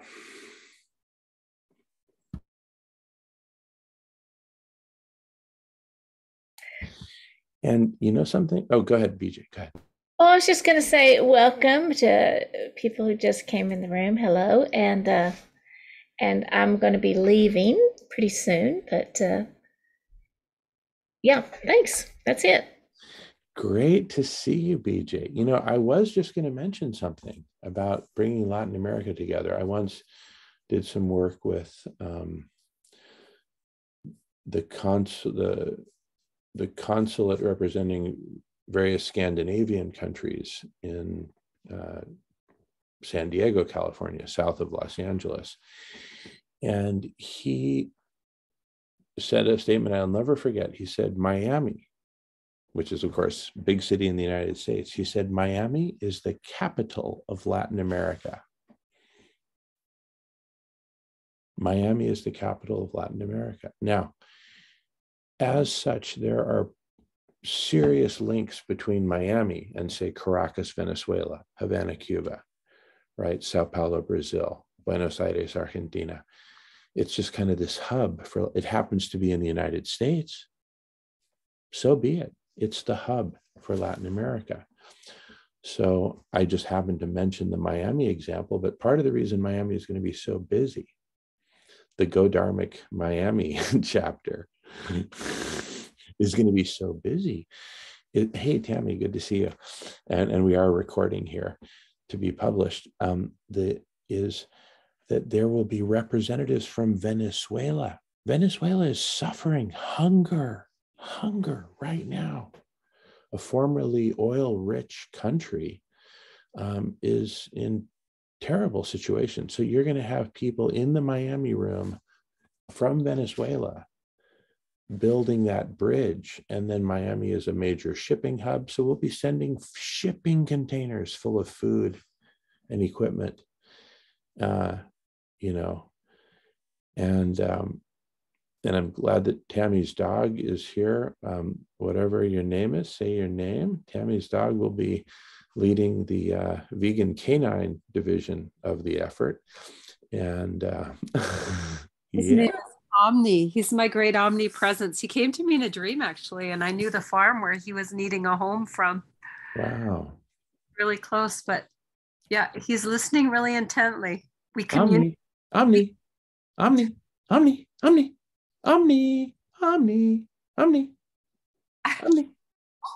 Where is it? Oh, he's going to look. He's gone. True to his name, he's looking everywhere. Omni is looking everywhere. So awesome. Anyway, great to have you here. Goodness, this is so exciting.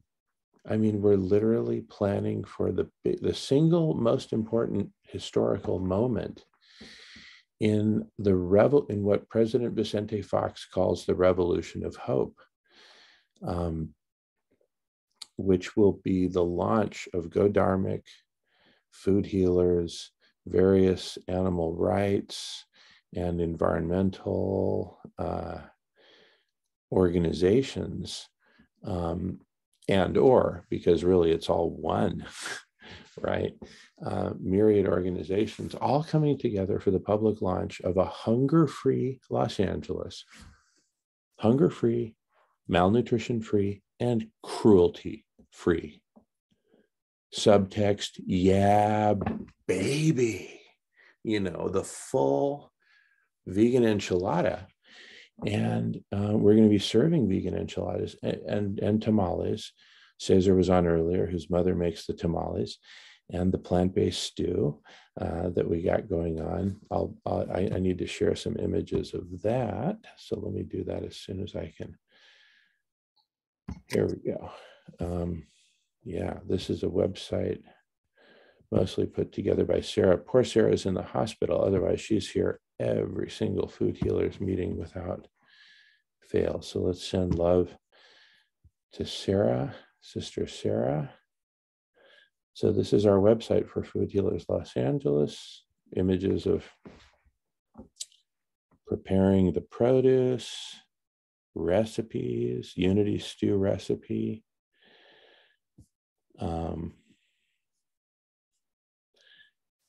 And pictures of making the stew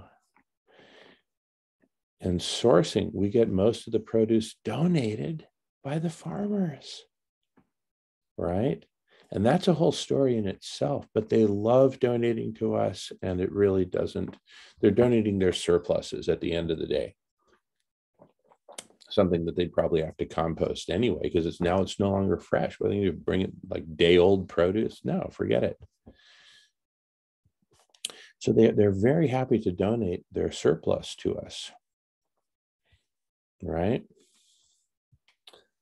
Look at our rock stars serving up the stew, all for free. Anyway, just wanted to share those images of our, and so that's Food Healers Los Angeles, which is up and running. International Go Dharmic, currently represented here by Dharam Das, who's in India. Never even been to Los Angeles, and he's about to make history in Los Angeles, right? That's the power of unity, of us coming together, unity stew. And maybe those are the words, unity stew. And it's about global unity. So you have this organization that's very strong in India and in the UK coming to Los Angeles, both virtually, thank you, Dharam, and in person. And so we're all joining forces, climate healers, food healers, Go Dharmic, Cesar's organizations, animal rights organizations, and, you know, watch the community come together around this. We're going to do a major press conference. Tammy, I don't know if you've seen excerpts of my press conference with President Vicente Fox of Mexico. But anyway, it's just an example of the kind of stuff we've done in the past. All that has been great preparation and build up for, this is the big one. This is the big one. This is the launch of the Revolution of Hope, President Vicente Fox's Revolution of Hope. And I point to his book by the same title. Have you seen any excerpts of that, Tammy?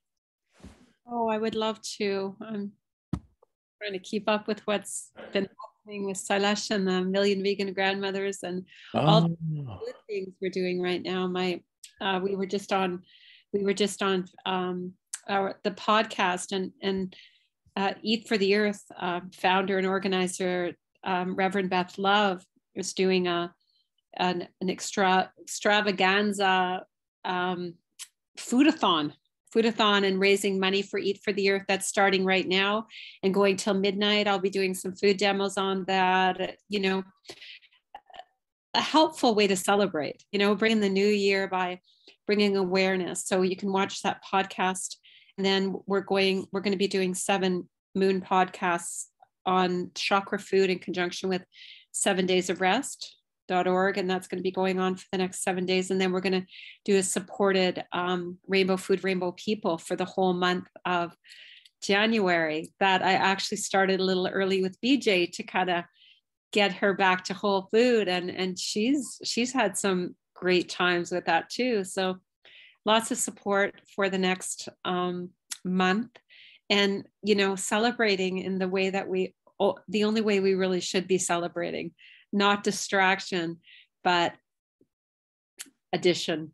Yeah, not distraction anymore. Our celebrations are bringing communities together. And Beth is pairing with Plant Pure Nation and starting to use her fundraisers to bring awareness to the physicians in her area, Santa Cruz area, and onward as we know, because we're launching globally now. So I would love to, I'd love to see some of your work. Thank you. And the work of the community. Yeah, I haven't. I built a straw bale off the grid home this year. So I was pretty taken up by that until the snow fell. But boy, when the snow fell, now it's minus 33 out. It's like, and it's been that way. Like the weather right now, it's crazy, you know, like this Arctic, as Sailesh was explaining, you know, this Arctic chill, this deep Arctic deep freeze used to just kind of swirl around the Arctic. Now it goes anywhere, you know, anywhere is a, and so this cold weather is not planning to let up anytime soon. We're going to have a little bit of reprieve this weekend, and then it's going right back into the deep freeze of minus 30 to minus 40. And where are you, Tammy? Where are you located? East of Edmonton, Alberta, Canada. Okay, gotcha. I'm near Vancouver, Canada, up in the northwest corner of the United States. Anyway. Would that be around the 50 parallel, around the 50 or above it, in the upper 50s? Would you know, Alberta? I'm just curious because I'm here in Cork City in Ireland, and I'm on, we're 50.3 or something, just above the 50th parallel. And even though last night, we had 100-mile-an-hour winds and rains, and we had it for 3 days over the Christmas, but still in all, last night it was 10 degrees Celsius here. I have green peppers growing on my windowsill outside in the window, in the open, no greenhouse, nothing, just green peppers growing on. It's 15 degrees in London today, 15 degrees Celsius. It was 12 degrees in Scotland last night. Now, this is, like, you know, it's crazy. I mean, you have forest fires going in where is it, part of America there at the moment. There now there's a whole city after being, you know, Colorado. Yeah, Colorado. Yeah. December. So, I mean, if people don't realize that there's something seriously askew, I don't know, there's something wrong with their eyesight. That's all I can say. Yes, instead of just focusing on nice weather or not nice weather, you know, just really looking at these patterns and how there's nothing predictable anymore. There's absolutely no weather that we can predict anymore. We had a drought and a heat like we've never had this summer, because I'm pretty far north. And we had basically 2 days of rain for the entire July of August and 100-degree weather. Like that's unseen here. And then the mudslides. I'm sure everyone's heard of all the mudslides in BC, right? I mean, it's insane. And the fact that, you know, there's been so much clear cutting in British Columbia where there used to be such a lot of old growth forest that would have, you know, prevented all that mud from sliding and sliding and sliding too. So, yeah, we'll see who awakens the dream.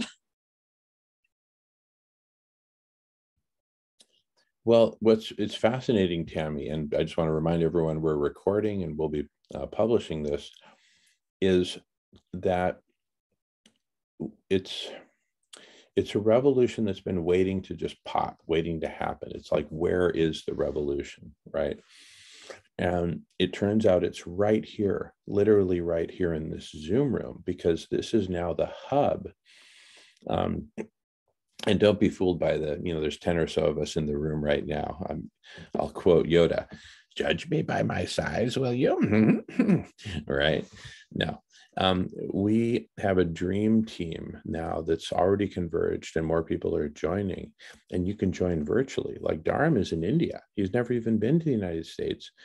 And here he is helping orchestrate the future.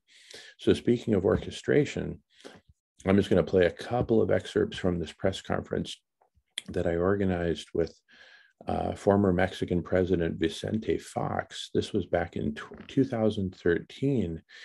And at this press conference, this international press conference, we forced the hand of the Obama administration to give a green light to legalization of cannabis. May 30th, 2013. I'll play a couple of quick excerpts because we're going to be doing something very similar to this in Los Angeles. We're going to be doing a press conference focused on food. So there I am with President Vicente Fox, Dr. Michael Osborne of the Strang Institute of Cancer Prevention in New York City. They're the ones who invented the pap smear. They were at the table. All right, it was crazy. But this changed the course of history. So I'm going to first share some of me talking. Before I introduce our distinguished guests, and with a system of laws, international. Okay. The old guards who used to protect the wall of cannabis prohibition. I'm making an analogy to the Berlin Wall, the fall of the Berlin Wall to the fall of prohibition. We're kicking down the wall here at this moment. Are laying down their weapons and walking away. What remains to be done is to safely and systematically dismantle the wall of prohibition and replace it with a system of laws, international agreements, regulations, and standards to ensure a prosperous and, above all else, safe cannabis industry. We are moving forward. The states of Washington and Colorado are leading the way. We have waited long enough for some sort of a green light from Washington, D.C., telling us that it is okay to proceed. In fact, the silence from our nation's capital has been deafening.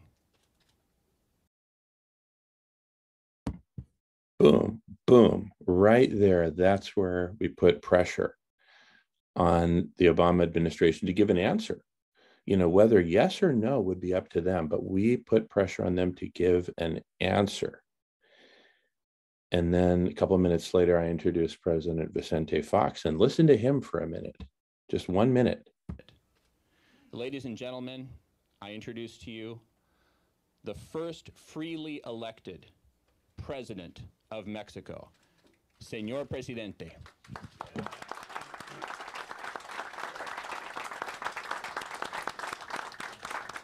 Congratulations for that position.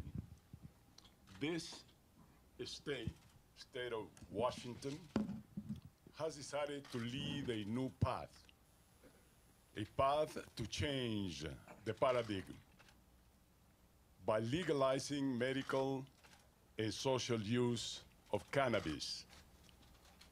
In Mexico, we welcome this initiative because the cost of the war, in the case of Mexico, is becoming unbearable.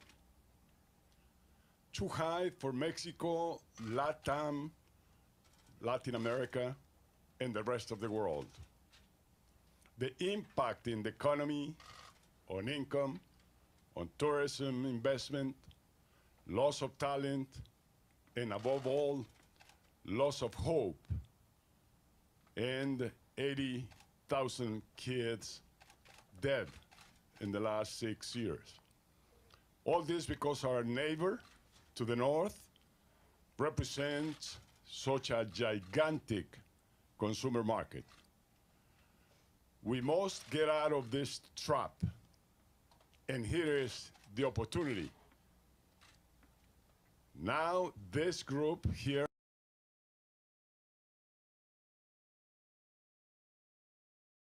and he goes on to recap what we were doing.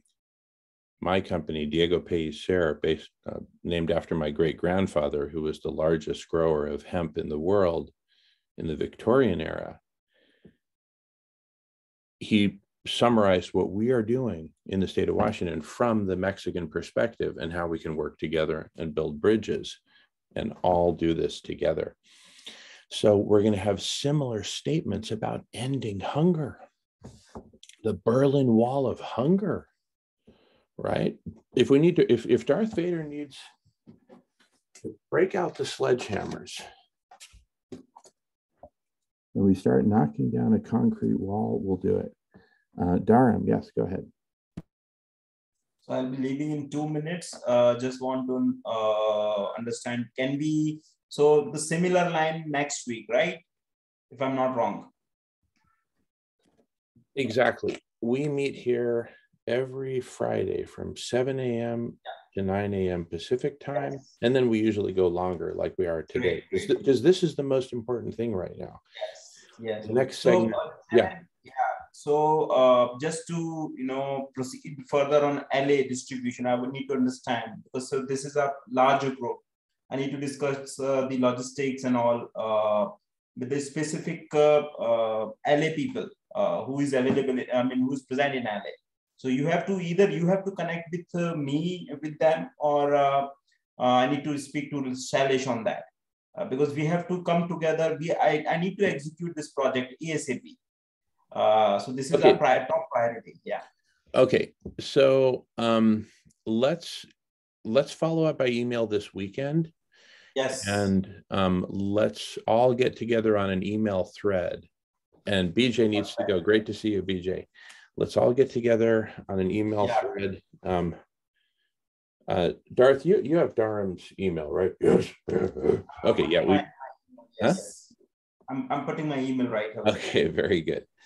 Anyway,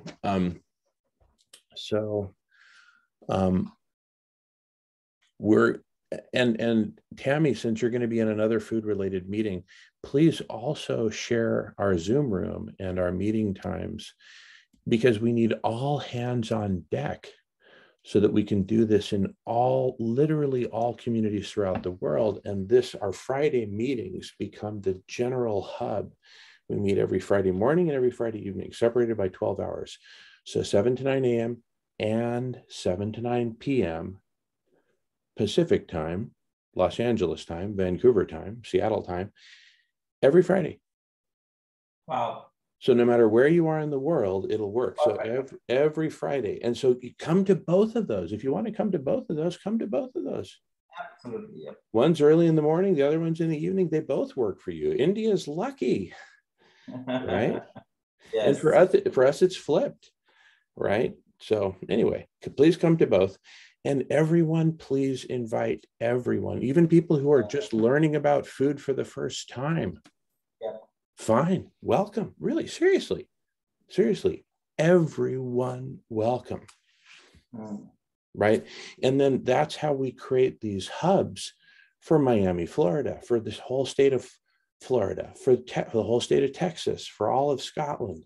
You name the community, we create a Zoom room or a breakout room for that community whenever we have, and it's like Russian dolls, right? Well, there's only 2 people here from Miami, fine, but there's 12 from the state of Florida.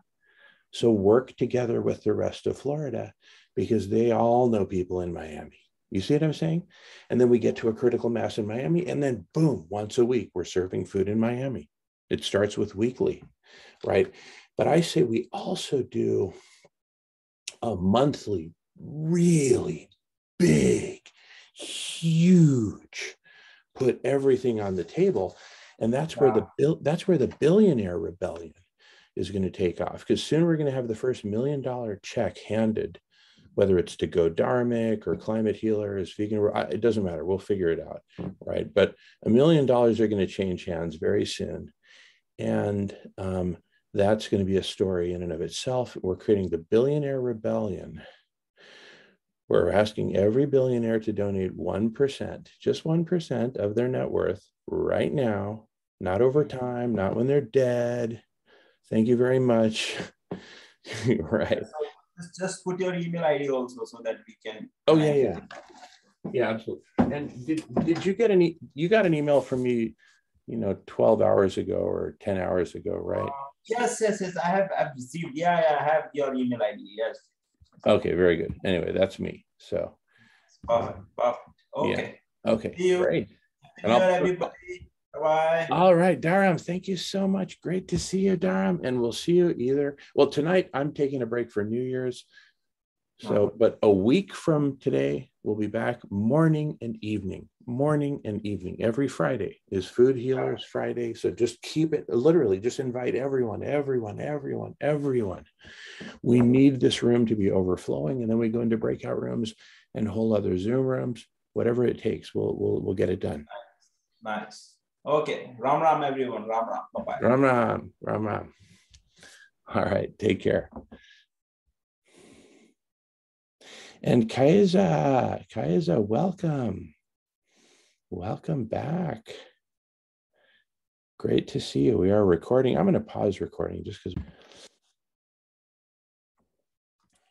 So, just to recap, we're going to launch on January 22nd as multiple organizations coming together in Los Angeles. That's on a Saturday. 2 days before that, on January 20th, we're going to do a press conference on Thursday. And we're going to announce to the world what we're doing on Saturday, and for everyone to please come, and what we're doing beyond Saturday and generally. And Tammy has a question. Go for it, Tammy. Thank you. So there was a vision as a climate healers that the grandmothers would come and speak out. And so I'm here as the beginning founder of the Million Vegan Grandmothers through Climate Healers. And I would like to know how I could be of service in the next month as I'm serving. As Sailesh and I both speak very openly, and until we can actually heal ourselves, we're going to have a really hard time working in the capacity that we really need to be showing up. So part of this next month is getting really fine-tuned with our nutrition, our hydration, our living food, and bringing that forward. So there's going to be a lot of support for that. It's all an offering, free offering. And I can share links during that time on our Facebook group. You can actually go right on there and do it yourself. Rainbow Food, Rainbow People. We're kicking off the podcast tomorrow, the first 7 days. Chief Phil Lane, the grandmothers are going to introduce and interview Chief Phil Lane on the podcast, so we can speak of a hungry free world. But I'm asking, as a representative of the grandmothers, how I may be of service. I need things. I'm not really techie yet, and I'm managing a lot of stuff. I'm out in the country by myself, calling in to attract a conscious community here, to share my space with, to share my gardens with. To do that all by myself is creating a lot of, it takes up a lot of my time. So, and I want to spend, I choose to spend more time over the next year as a grandmother, doing my work as a grandmother, a vegan grandmother, calling in the Million Vegan Grandmothers. So it's not just a community of grandmothers, it's everyone can join the Million Vegan Grandmothers via climatehealers.org. And we all will we will be here representing our children. I've often heard people say that children need to be educated in school, but heaven forbid, we need to allow the children to do what they're here to do. If we continue just keeping them distracted, as much as I love my grandkids, I mean, they're such an integral part of my life and my spiritual journey.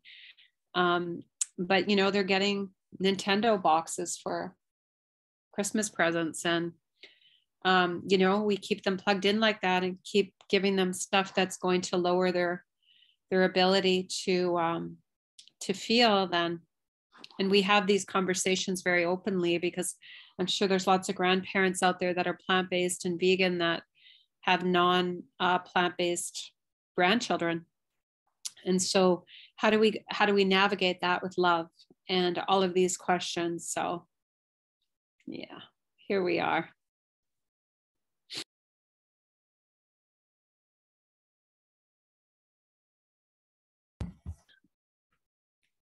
Beautiful, Tammy. Thank you so much for all you're doing and for being here. There's so much that we can do. I would say the main thing, the single most urgent thing I can think of is to put out the word that we meet here every Friday, twice, separated by 12 hours. 7 to 9 a.m., 7 to 9 p.m., Los Angeles time, Pacific time. And to join us and learn more about it. We need our numbers to grow and grow and grow and grow and grow, but not just our numbers, because our numbers are already massive of people who care about food and want to feed themselves and feed their families and feed their communities and feed, make sure everyone has enough food. That's most of humanity right there. All but a few like really extreme, people who don't believe in that. What's missing is the connectivity. What's missing is us coming together. Well, now thanks to Zoom and breakout rooms and the ability to have multiple Zoom rooms in parallel, spanning out multiple topics, filling in all the different topic spaces, so that together we can come together and pull off a miracle, which is an international launch of, I'm just going to call it love all, feed all, right? Go Dharmic. Why not call it Go Dharmic? An organization started by Indians, which is launching a worldwide revolution in Los Angeles, right? Viva India and Viva la Internacional, because especially coming out of some very dark years, which many would argue we're not quite out of, right, Darth? No, not yet. Darth says we're not out of it yet. But coming out of some particularly dark years of, racism, fascism. Some believe we're not coming out, but we're going deeper in. But regardless, what a great way to give an example of the world, of the United States saying, welcome, Go Dharmic of India, right? Welcome, right? We're here to support. And, and we invite everyone to come to Los Angeles to join us in giving this revolution a proper start. Remember in the 1960s when Fidel Castro in Cuba invited everyone to come down to cut sugarcane? Well, we're inviting everyone to Los Angeles to serve stew, right? It'll be like Gandhi walking to the sea, right? Shoot, we've got our Gandhi, we've got Silas, for crying out loud. And it's not like Los Angeles is not next to the sea. It's next to the beautiful Pacific Ocean, ocean of the peaceful, right? So let him walk to the sea, carrying stew, giving food, giving stew to everyone, right? It's beautiful. We got this. We totally got this. Oh my goodness. So from the very get-go, we launched this as an international movement from the very get-go. So I'd say the number one priority is invite people to come every Friday, right? If we say, hey, come 24/7, we burn everyone out, but every Friday, it's like everyone can anticipate it, wait for it, and say, oh, I'm going to come with this idea, and I'm going to come and introduce this group. This becomes the worldwide hub of feeding everyone, ending hunger, ending malnutrition, ending cruelty. Done, done, and done. And so doing, set the dominoes in motion for healing, saving, transforming people, and healing, saving, healing, and transforming life on Earth through feeding everyone plant-based foods, eliminating animal agriculture, and cooling the planet through the red and white vessels that you see behind Marco's head, constituting marine cloud brightening, a form of solar radiation management to cool the planet at a planetary scale. So in total and in summary, we're talking about starting with food, but ultimately expanding to cooling the planet, because that's another emergency. We've got so many emergencies right now, all of which need to be attended to. And the invisible hand of capitalism is doing a horrific job of not only not managing this, but just stepping on the accelerator of omnicide, right? Oh, 1 barrel of omnicide is not enough for you. How about 100? I mean, it's just accelerating. It's getting worse and worse.